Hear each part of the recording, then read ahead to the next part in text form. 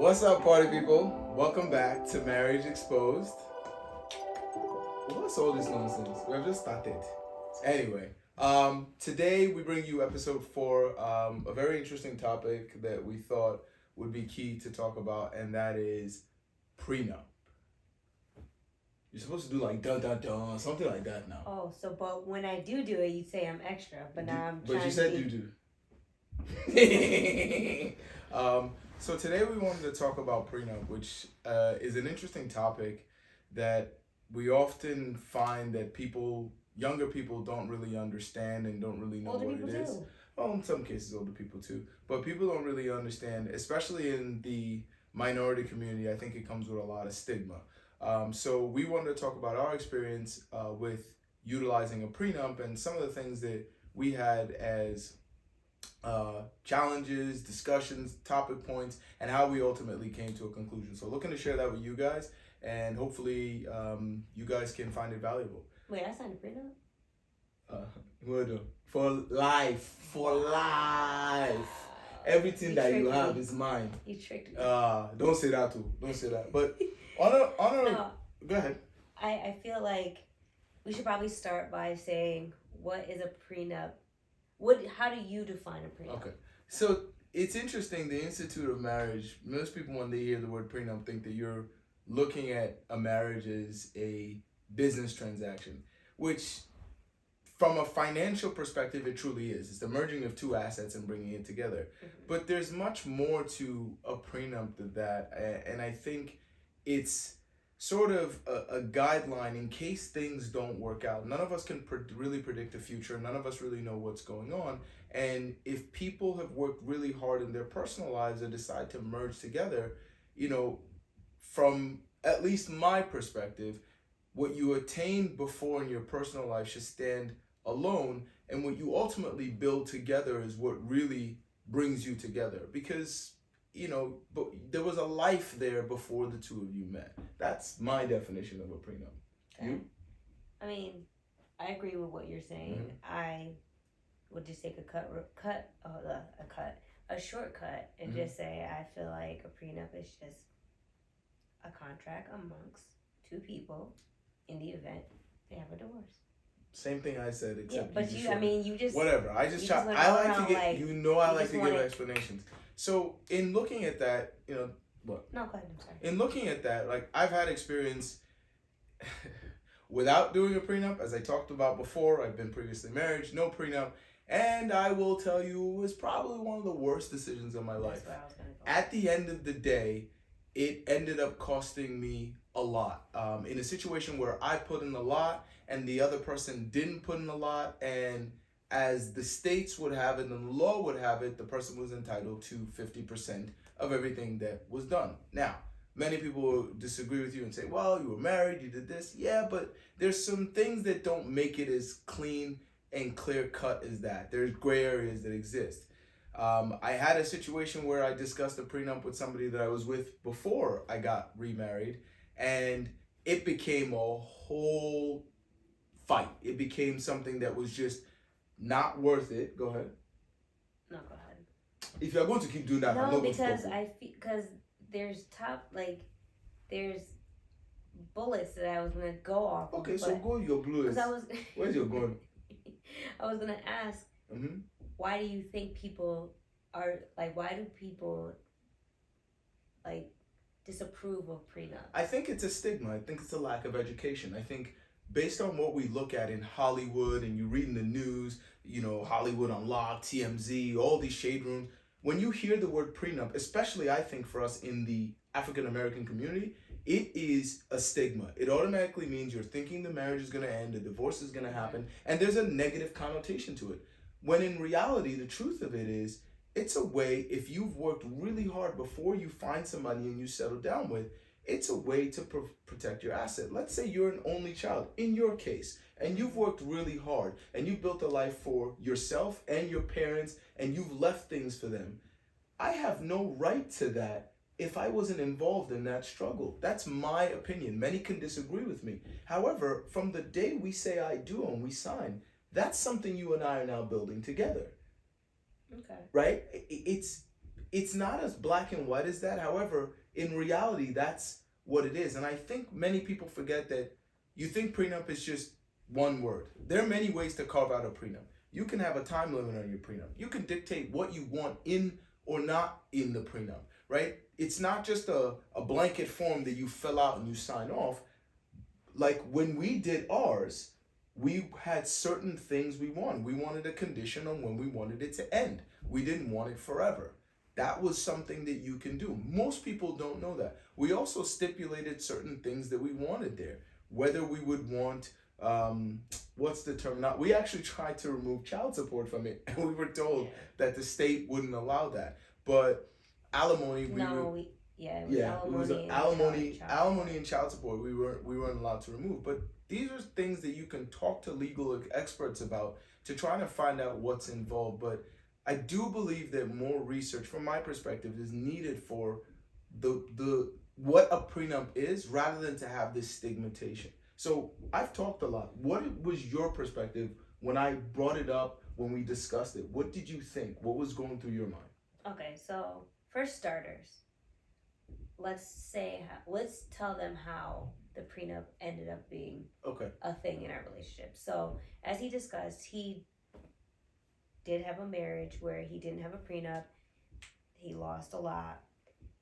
But it wasn't you who was like, hey, let's get the prenup. It was more so you mentioned it, like, hey, like, he would mention different scenarios, like how he didn't have a prenup, and then he would mention that the person that he was with prior, he mentioned it, and, things went south because they felt as though he was predicting an end before a beginning. So what ended up, me listening to that, I did my research on it because, like you said, I come from a family who, they didn't get a prenup, but that was back in the day. Like, they just got married and didn't think about it. But I kind of looked it up. I was reading into it, and honestly, I didn't want any of his stuff. No offense. But I brought it up. When we were talking about, like, can we see each other getting married and stuff like that, and I was like, yeah, and I could see us signing a prenup, and you were kind of like, the look on my face was in total shock. But do you think that had a lot to do with what I heard versus for me? Yeah, because there was a lot of stigma. What made you come to that conclusion and bring that up? So that's a good question. So the reason that I signed a prenup, one, for myself, two, for the sanity of my husband. Now, those are two different things, and I'm going to get into what I mean by it. I'm not going to say which ranks more. They rank the same. I signed a prenup for myself because, like I said, people don't understand what prenup is. Yeah, true. A prenup is a contract amongst you and that other person. You can put anything in that prenup. When you see Tyler Perry, I can't think of what movie it was, and he kicks the girl out the house. Every time you think of a prenup, you think of a rich man who basically is kicking out their less fortunate wife, and they don't have anything. I've only seen once where a celebrity actually had her husband sign a prenup. I won't name her, but no, I will. I can name her, right? Listen, we name dropping. So Candy Burris, I saw that she had her husband sign a prenup, and it was like, that makes sense. Like, she's made all this money all these years. Why would you not? And then if you think about, Mary J. Blige, like, here it is, like, she married someone, and he had nothing to do with her beginnings. Right. And now he's getting half of that. For what? I call that piece, the beginnings, the sweat equity. You put in all the work to be where you are, and unless somebody's with you from the beginning. Right? Ryan, the director of Black Panther, Ryan Coolidge, I know I'm saying his last name wrong. He says that his girlfriend was with him through the whole time. I can understand if maybe they don't want to sign one and it didn't make sense. It'd be different if you started the hustle together. But I'm sorry, go ahead. No, you're fine. So for me, signing a prenup was a protection for me. And what I mean is, I might not have as much as you do, but I'm more than capable of getting what you have. You're an educated woman. Ask my tax guy. What's up, Lynn? I'm just saying, like, the things that God's blessed you with, I'm so happy. However, it's not something that makes me go, oh my God, like, I need this, whatever, because I can get that. Let me put this to you. Do you believe that a woman who has a career, stops her career to raise children and stays in the house and the man furthers his career is entitled to 50% of what they have? Absolutely. I agree with you. Absolutely. But see, that's the problem. People don't understand. People will think prenup. Somebody who stops their career, or better yet, doesn't go into a career, because running a household as a professional woman or as just a mother alone is a full-time job. Could you imagine doing both? So, in my opinion... Well, I'm doing it. Yeah, exactly. You are, right? And I know a bunch of people and doing a pretty good job, right? Thanks. There are a bunch of people that are doing it. So it's not an easy thing. So yes, they are deserving, well deserving of whatever's earned within the marriage. But I think the biggest part about the prenup that people forget is it is a contract to protect what you did before you two came together. But people, like I said, it goes back to people not being educated. Because when I first thought of a prenup, I was like, oh, that just means that basically if something was to happen, like, I not with us, but just in general, if I sign a prenup, that just means that he makes more, whatever he has, he takes it, and even if I put into it, I don't get that, and that's not the case at all. Like, well, before we go back there, let me finish my thought process with my protection. Sorry. So it was more of a protection. What do I mean by protection is just that. My thing is the things that I am entitled. No, you're good. Sorry. You didn't break the mic this week. The things that I'm entitled to, stuff like that, I want to protect it.